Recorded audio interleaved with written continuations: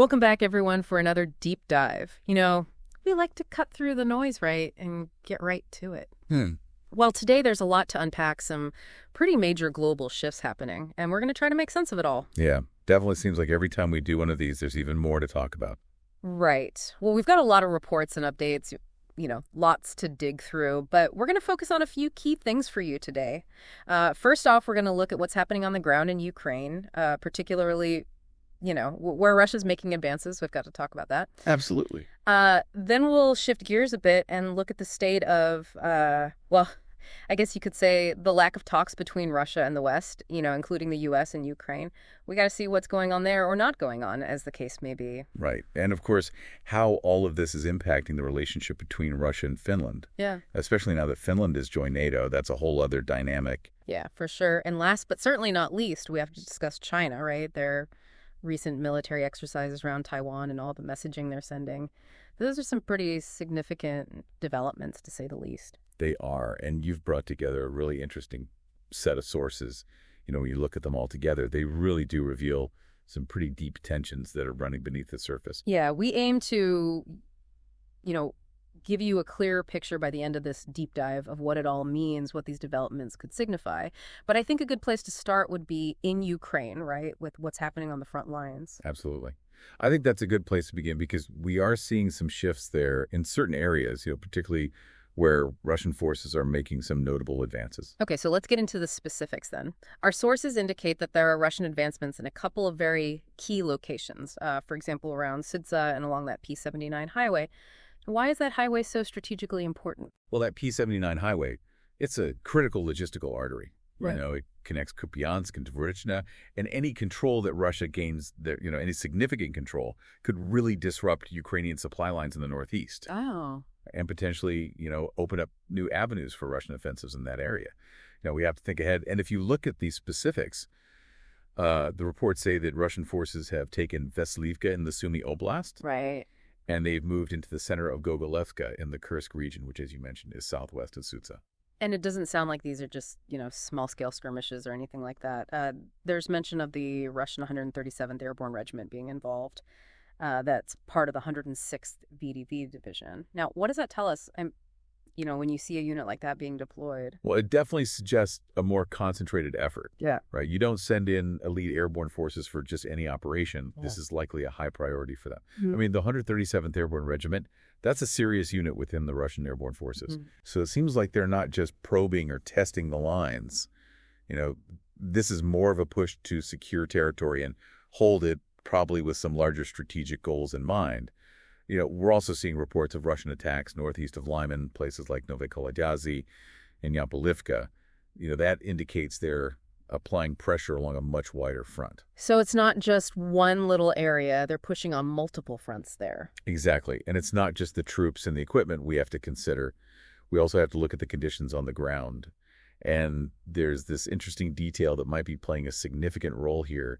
The weather. Oh, right. Yeah, it sounds like all that rain they've been having is actually giving the Russians an advantage when it comes to drone warfare. So how's that working? Well, it seems that the rainy weather, it's making it much harder for Ukrainian drones to operate effectively. Yeah. It limits their surveillance capabilities and their ability to carry out attacks. Oh, that makes sense. So Russia seems to be taking advantage of this. It's a temporary window of opportunity, but they're using it. It's almost like the weather's become like a tactical factor. It has in a way. It's always been a factor in warfare, but with the rise of drones, it's taken on a whole new dimension. And on the topic of drones, we've got to talk about these Russian fiber optic drones, because they're causing some serious problems for Ukraine, and it seems like it's because they're so different from the drones that we're used to hearing about. Yeah, they are a really significant adaptation. You see with most drones, the control signal, it travels through radio waves. Right? Mm-hmm. Which means they can be jammed electronically. Yeah, that's what we always hear about, right? Electronic warfare jamming. Exactly. But with these fiber optic drones, the signal is transmitted through a physical cable. Mm. So they're basically immune to traditional jamming techniques. Oh, wow. So they're like hardwired in? In a sense. Yeah, it's a brilliant workaround, really. And it's forcing Ukraine to come up with new countermeasures, things like anti-drone nets, which is very low tech, but sometimes that's what you have to resort to. So it's a constant back and forth, this technological arms race almost. It really is. So both sides are constantly adapting and innovating, trying to gain an edge. And I think this fiber optic drone is a perfect example of that. Yeah, it definitely highlights how warfare is evolving in real time right in front of us. And all of this, it's leading to increased pressure on Ukraine, right? Because the Ukrainian Kwartitsia group of forces, they reported a pretty significant jump in Russian attacks just in the past week alone. So that's got to be concerning. Well, if we connect the dots, right, we've got these specific locations where Russia's making advances. We've got the drone countermeasures that Ukraine's struggling with. And then you add in this overall increase in attacks. It paints a pretty clear picture, doesn't it? Yeah, it does. It seems like the fighting is intensifying in those eastern and northeastern sectors. So is this a deliberate strategy by Russia? Are they trying to exploit these vulnerabilities and push forward before Ukraine can adapt? That's the big question, isn't it? It is a huge question. And, unfortunately, while the ground war is definitely very active, the diplomatic front seems to be, well, pretty much stalled. The rhetoric is certainly heating up, though, on all sides. It is. The tone has definitely shifted, and former President Trump, his evolving stance on Russia, well, that adds a whole new layer of complexity and unpredictability to the situation. For sure. Some people, they might see his more recent statements, his openness towards Russia as a potential path to de-escalation, maybe somewhere down the line. Mm-hmm. But others, particularly our European allies, they're a lot more skeptical. Yeah.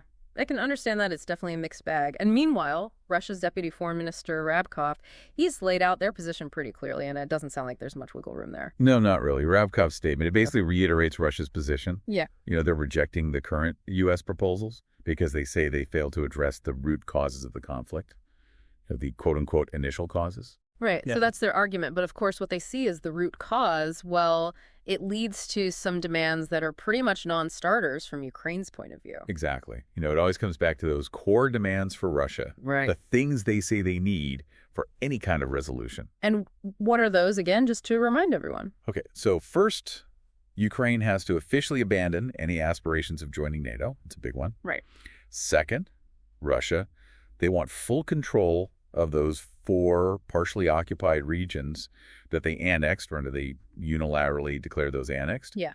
And third, they want significant limitations on the size and capabilities of the Ukrainian armed forces. Which, as Kyiv has said repeatedly, that basically amounts to surrendering their sovereignty and their territorial integrity. So it's not a surprise the talks have basically broken down. Of course not. Mm-hmm. Kyiv sees these demands as totally unacceptable.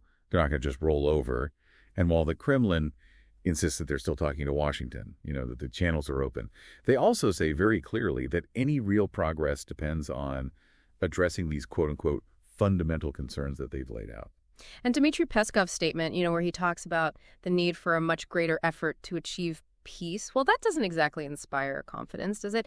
It almost sounds like they're acknowledging that they don't see a path forward under the current circumstances. I think that's a fair interpretation. His choice of words, that much greater effort phrase, mm-hmm. It kind of implies that there's this huge obstacle in the way and maybe a lack of willingness on Russia's part to budge from their stated goals. Yeah, it's not a very optimistic statement. And then you have all this pressure from European allies, right, with Finnish President Stubb. He's specifically urging Washington to take a tougher stance against Moscow. So you've got this dynamic where the U.S. is trying to figure out its approach and Europe is pushing for a harder line. It's a tough situation. Absolutely. The European nations, especially those who share a border with Russia, they're looking at this very differently than we are. They're directly in the line of fire, so to speak, and they want to see a strong and unified response from the West. And then there's this whole thing about the potential rare earths negotiation that Trump may have discussed with Zelensky, that adds a whole other layer of complexity, especially given the conditions that were reportedly attached to it. What's the significance of that? Well, the reports suggesting that this potential deal would involve Ukraine providing critical rare earth resources to the U.S. But in exchange, there would be some pretty demanding conditions. Some people are even saying that those conditions could infringe on Ukraine's sovereignty. Wow. So naturally, that's causing some concern in Kyiv. Zelensky has to be very careful about any agreement that could compromise Ukraine's long-term interests. Yeah, and it's not like Trump is really known for being flexible in negotiations, so that's a bit worrying. And there were reports, that Trump even warned against any renegotiation of the deal that doesn't exactly create a sense of trust or collaboration, does it? No, it doesn't. It sounds more like a take it or leave it kind of approach, which could really complicate things even further. So we've got this stalemate, right? These fundamental disagreements that aren't going away, potential shifts in U.S. policy that are looming, and European allies who are pushing for a harder line. It's a very tangled web. It is a very complex picture, for sure. And speaking of complex relationships, we have to talk about Russia and Finland, because despite all the tensions surrounding Finland joining NATO, we're hearing some signals from the Kremlin that maybe, just maybe, they'd be willing to restore ties at some point. How do we make sense of that? Yeah, it seems contradictory, right? I mean, they weren't happy at all about Finland joining NATO. Well, I think it reflects a certain pragmatism from Moscow. On the one hand, they're publicly criticizing Finland's NATO membership, but on the other hand, they're also acknowledging the reality of the situation. What do you mean? I mean, they share a 1,300-kilometer border, and they have this long history of interconnectedness. Whether they like it or not, they're neighbors. And they're going to have to find a way to deal with each other. And I guess from a purely practical standpoint, it makes sense to at least keep some lines of communication open. Exactly. But let's not forget how strongly Moscow reacted initially. They called Finland's decision to join NATO a dangerous historical mistake. Those were their exact words. Yeah, that's not exactly a warm and fuzzy sentiment. It really underscores how deeply Russia resents the expansion of NATO, especially along such a strategically important border. And then Finland responded by closing their land border with Russia, accusing Moscow of manipulating migration flows, which the Kremlin denied, of course. And they've kept that border closed, haven't they? Yes, indefinitely. Yeah. In fact, so when you hear President Stubb talking about Finland needing to prepare mentally for an eventual restoration of ties, it sounds like he's thinking long-term, like way down the road, and with some pretty significant conditions attached. Well, it makes sense, though, right? I mean, if they're serious about this whole NATO thing, they have to be prepared for a long period of tension. Yeah, exactly. And what's really interesting about Stubb's statement is that he directly links the restoration of ties to the resolution of the war in Ukraine. So basically, he's saying that Finland's future relationship with Russia hinges on a much larger geopolitical shift. So it's not just about them, it's about the bigger picture. Exactly. And then you have the Kremlin's response through Peskov, right? And it's very telling. He points back to the, quote, very good relations they had before emphasizing the economic cooperation and the mutual benefits that existed before Finland and Sweden joined NATO. It's almost like he's reminiscing about a bygone era. Yeah, it's like they're trying to say, look how good things used to be. Exactly. It's a way of placing the blame for the deterioration of relations squarely on Finland and Sweden. They're accusing them of dragging NATO's military infrastructure right up to Russia's doorstep. Which plays right into their narrative about NATO expansion being the root cause of all the instability. Exactly. It all feeds into that narrative. But here's the thing. Even with all that finger-pointing, Peskov still mentions that Putin is open to normalizing ties if Finland is willing to reciprocate. So they're leaving that door open just a crack. It's like they're saying, we're still mad at you, but maybe someday we can be friends again. It's very much like that. Despite the current deep freeze, they're acknowledging that geography is destiny in a way. They're stuck with each other. And Stubb's comments reflect that same understanding.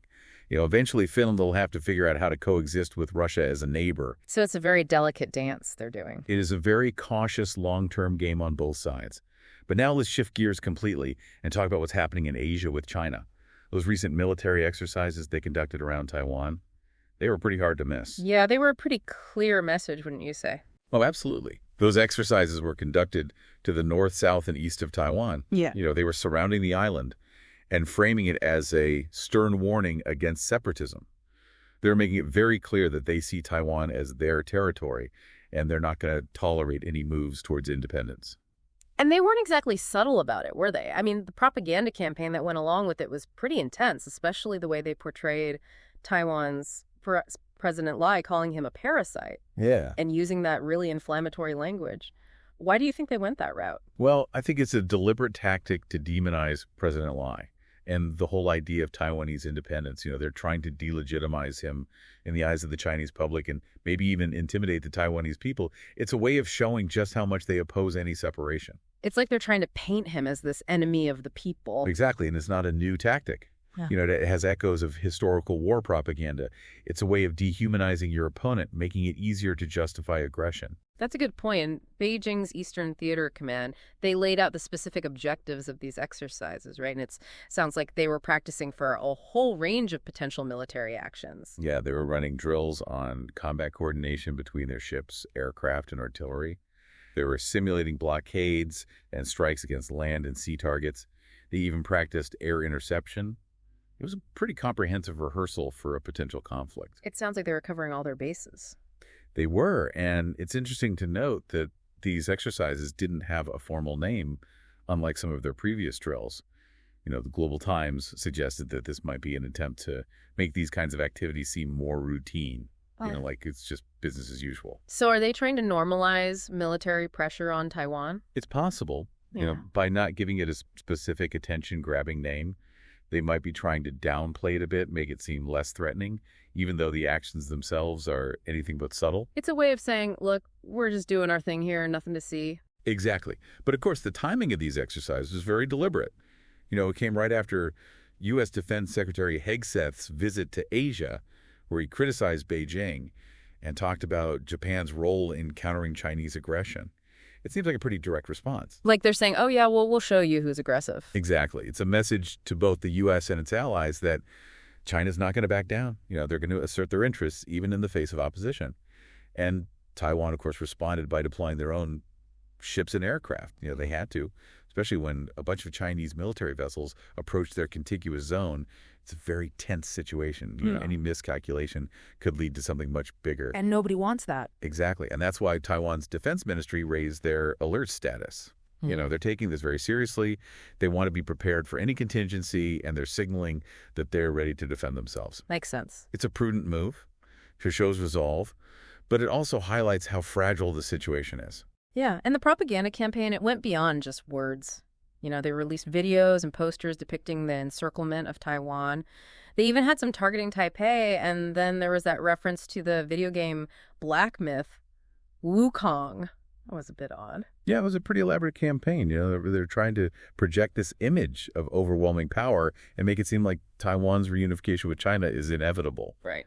And the video game reference, well, that's probably aimed at a domestic audience. It's a popular game with themes of overcoming evil. So they're trying to tap into that and reinforce the narrative of China's strength and determination. I guess it's a way of appealing to a younger generation, maybe? Possibly. Propaganda had to evolve with the times, and the subdue demons and vanquish evils tagline from the game. Well, that's pretty pointed in this context, isn't it? Yeah, it is. And Taiwan's defense minister, Wellington Koo, he didn't hold back in his response. He basically called out the rhetoric as being unhelpful for regional peace. And he even went so far as to point out the PLA's own issues with corruption. Yeah, he did. That was a pretty bold move. Yeah. He's trying to counter China's narrative by highlighting their own internal problems. It's a way of saying, hey, you're not as perfect as you're pretending to be. And of course the U.S. got involved, right? The American Institute in Taiwan reaffirmed their support for the island and criticized Beijing for jeopardizing regional security. Yeah, that's a pretty standard response from the U.S. They're reiterating their commitment to Taiwan, but they're also signaling to China that the international community is watching, and they're not happy with these actions. So all in all, it's a pretty complicated situation, right? We've got the conflict in Ukraine still going on, Russia making advances, diplomatic efforts, stalled relations between Russia and Finland all messed up, and China flexing its muscles around Taiwan, and everyone's using pretty strong rhetoric.